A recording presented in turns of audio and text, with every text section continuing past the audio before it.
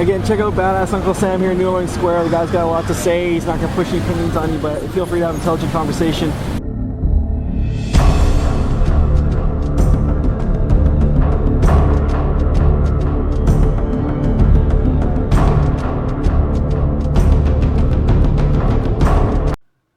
Well, Happy New Year. And we start off the year with a Yang Wanger. Yeah, this guy comes up, obviously has his own blog, and he wants to do an interview with me. And Yangers are pretty interesting people. I mean, they're halfway intelligent, but they have a fatal flaw of thinking that you can empower the individual by having them depend on the government to give them money. That's kind of weird. Start depending on the money to give you money, then you're in a lot of trouble. I mean, hell, I feel bad that I take a Social Security check. I wish the hell I had, was making enough money independently where I wouldn't have to rely on that. But it's my money. I mean, I did pay into it. No one else has given to me, so I paid into that all my life. But it kind of stinks that I have to rely on it. If I was a smarter person, I would have kind of had and did a better job of planning for my older age. But hell, I never thought I'd live this long. People in my life been trying to kill me. I don't know. God wants me to stick around for one reason or another, so I'll stick to his plan. All right. So this is pretty. This is just fun because the guy comes up and wants to interview me and get, so we do a little interview for his blog there. If you like it, you like it. If you can, you share. If you can contribute. You know how it works. And I did make a New Year's resolution to put up a shop here this week, so I am going to do that. So you can go get some of my designs. So you won't have to just give me money. You can actually get something for anything you might want to contribute to me. So God bless you. I want to thank you for coming by, and I'll catch you on the other end of this one. Alright, it's David here with Badass Uncle Sam. Mr. Badass, one question for you. You'll get to ask me one in return. What would you do with $1,000 a month for the rest of your life? Alright, you get to ask me. I'd put as much of it aside as I could. Probably buy some silver. Save it? Buy a lot of silver. Invest a bit of it? Yeah, okay. Sure. Yeah. That's good. Alright, your turn to ask me one. What would you do with that $1,000? Probably Little League sign-ups. I'll let my kids play hockey because hockey's really expensive and probably couldn't afford to put them in hockey otherwise. Very good answer. That's invest in the children. Okay. This is good. This is going really well. Yes. May I ask you one more and you can ask me one more? Okay. Absolutely. Who do you know that wants to give you an extra $1,000 a month for the rest of your life? Well, that's Yang. There you go. Okay. What do you think of him? What do you think of Andrew Yang?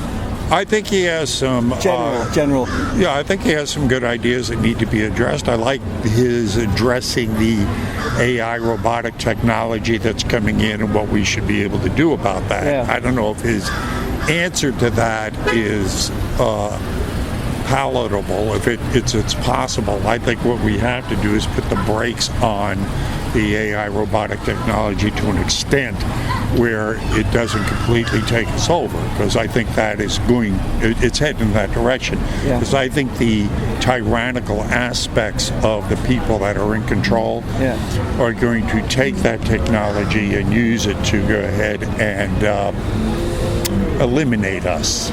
Yeah, you're right. Eliminate our purposes as far as work and everything that goes along with that, right? Well, Henry Kissinger called us the useless future food eaters.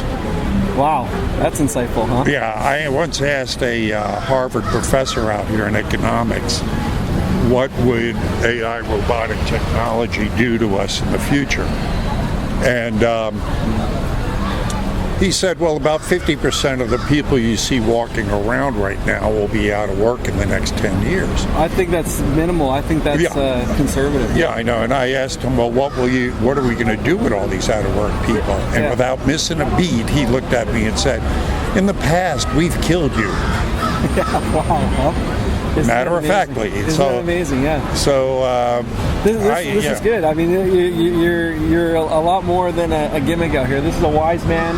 Definitely has thought about his position. This book right here, you might want to peruse. Sure, if it's free, I'll take it. No, you can take a picture of it and then you can get a copy. But it is extremely interesting in what the subject we're talking about. Definitely a way to go here. On AI, Trump and China, did you, hate to make this my interview, but you've got a lot of really good information. So did you know that more people in China watched a computer play a human in a Chinese game called Go? It's like a strategy kind of chess game. More people watched AI than Americans watched the Super Bowl. Mm-hmm. So AI competing against humans is kind of like their Super Bowl. So do you think there's any irony that the Canadian sport would be hockey, right? No, do you think there's any irony that Americans are watching the Super Bowl versus the Chinese watching AI, which is essentially brains versus brawn, technology versus what some people would call concussion ball, or in Canada, it's the same thing, right? So do you think there's any irony in that, or where do you think that's going to take us? I think that's not only is ironic, I think it's a blueprint for what we're heading into. I mean, we've already been dehumanized quite a bit by that thing you've got in your hand. Oh, yeah. I mean, let's take it back to Texas Technology. Yeah. The first calculators that came out. I mean, I used to be able to multiply my head. Now I need a calculator. I don't know my own daughter's phone number. Thank you. I couldn't even tell you, Luna, I'm sorry, I don't know your phone number. Thank you. You see how this has dehumanized us and taken it? So it's actually been taken, it hasn't added to our intellectual prowess. I don't know if it's taken from our humanity. Pardon me to interrupt. I don't know if it's taken away from our humanity, but it's created a whole new set of dependencies. Yeah. The advancement of technology in society has created dependencies that just didn't exist before. We're wholly more sucking at the teat of convenience. Yeah, but they had this fact that we're talking through a machine now. The fact that you'll have games that are third-person kill machines. Sure. So these things have been proven to go ahead and dehumanize them. You have guys now that are, flying drones in Afghanistan from Nevada. Yeah. And driving trucks from Nevada pretty soon. Thank you. So when they kill someone with these drones, to them it's just dots on a screen. Yeah. So they have to. Then they'll say they have to disassociate themselves from their human feelings of what they're doing, because some of those dots are small. So I have one last question, because this has been a great interview. Come check out Badass Uncle Sam, New Orleans, Market Square. Last question for you here is, if I were to come up and walk up to you, you weren't wearing this, if you were just wearing, t-shirt and shorts or a suit, I would have, just by speaking with you, I would have no way of really knowing that you were a Trump supporter. You haven't mentioned Trump here. You haven't condescended on Democrats. You haven't actually mentioned any political beliefs. You've only talked about issues facing society. So my last question for you is, why Trump? Probably because of the enemies he has. I judge a lot of people by the enemies they have. If there's going to be anything that's been in the lexicon over the past decade, it's been nationalism against globalization. Globalization is the marriage of international conglomerates with governments. Correct. And anytime we have collectivism of that nature, it takes away from the individuality of us, the people. And so the more nationalistic we can become, the more power we would have to our governments. So the smaller the government, the more power the individual has. And as we take away from that and become globalized, that power dissipates into the globalization. So it's interesting that you talk about giving more power to the individual, which is primarily Yang's platform, right? Humanity first, empowering individuals. If you had to vote for a Democrat,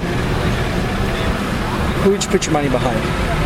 Well, he'd be up there along with Tulsi Gabbard, but where they both fail me, and most all of them fail me, is when they get into the whole global warming, sustainability BS.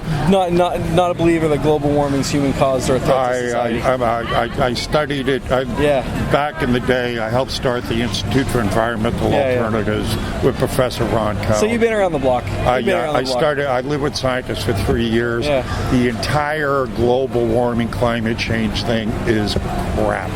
It is absolute bullshit. It's all about control. It's all about controlling the resources. It's all about controlling energy, controlling us. It has zero to... I mean, I give it this way. If it was real, if the oceans are rising, okay, then tell me why Obama just bought a $13 million mansion in the Hamptons, while in Davos there's going to be 170 private jets flying there. I mean, if these people really believed in what they would practice what they preach, right? Thank you very much. It's been an honor. It's been a pleasure. I really hope more people spend a moment to talk to you. Again, check out Badass Uncle Sam here in New Orleans Square. The guy's got a lot to say. He's not going to push any opinions on you, but feel free to have an intelligent conversation. My arm is shaking, about to die here, so this is the end of this interview. Check out A-Lot on Instagram. Thanks very much. Appreciate you, bud. Oh, my pleasure. Have a good day. Have a good day. Check out my YouTube channel on the back. That card I gave you. I will. Yeah. Have a good one. I hope more people stop to talk to you. So there you go. He was kind of as I said, the Yang people aren't as demented as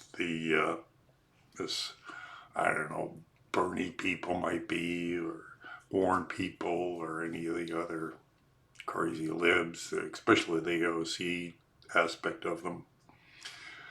But I do think Yang is extremely dangerous also, because he's